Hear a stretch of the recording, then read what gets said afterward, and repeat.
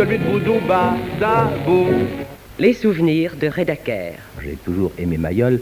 D'ailleurs, je ne peux pas dire quand j'ai connu Mayol, il me semble que je l'ai toujours connu. Je l'admirais tellement même avant de le connaître qu'il me semble que je l'ai toujours connu.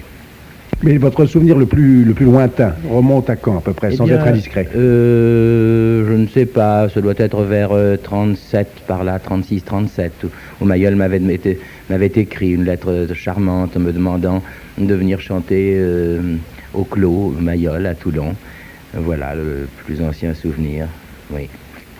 J'ai souvenir d'un déjeuner que j'ai fait chez lui il y a quelques années avec ce regretté Alexandre de la Comédie Française et Robin. Et Robin et Alexandre, mon Dieu, étaient non pas un peu guindés, mais enfin un petit peu réservés au début du repas. Oui.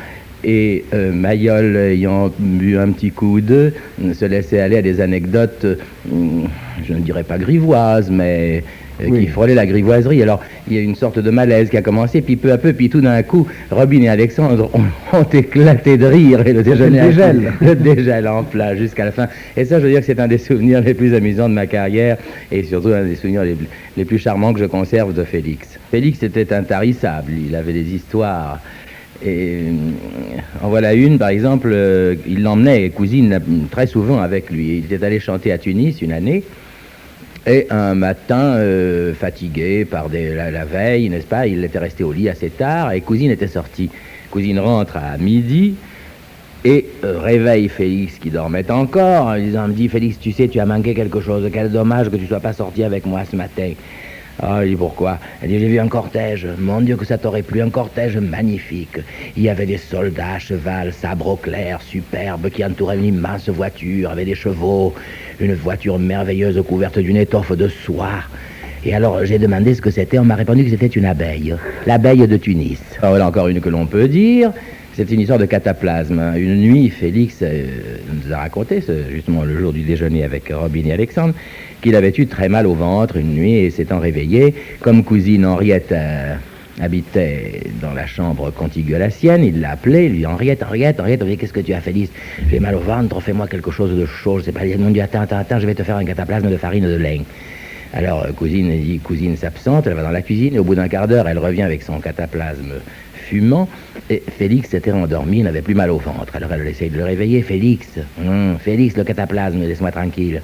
Félix, le cataplasme, mets-toi le cataplasme, laisse-moi tranquille, j'ai plus mal au ventre, fous-moi la paix. Alors il dit, bon, elle prend un petit air pincé, il l'entend rentrer dans sa chambre, et d'un coup il entend floc. Eh ben, comme ça, il sera pas perdu pour tout le monde. Elle s'était mis le cataplasme. Je vais à Toulon assez souvent, et je ne manque pas, chaque fois que je vais à Toulon, d'aller sur la tombe, dire une prière sur la tombe de Félix. Et si vous permettez, je vais vous raconter une toute petite anecdote très touchante. Je suis allé il y a quelques années, c'était juste quelques temps après sa mort, le gardien du cimetière me connaît, était venu et m'a dit, je lui ai dit, mais comment se fait-il? Qu'est-ce que c'est que ça? Il m'a dit, alors il m'a répondu, ce sont les jeunes du stade, monsieur Rédaker. Les jeunes du stade, c'est quel stade? Félix Mayol. Et il m'a raconté que les jeunes étaient venus pour l'anniversaire de la mort de Félix, c'était donc 1 an ou 2 après sa mort. Ils avaient apporté un phonographe qui se remonte. Ils avaient apporté des disques, ils ont fait tourner les disques de Mayol sur sa tombe et ils ont écouté debout les bras croisés.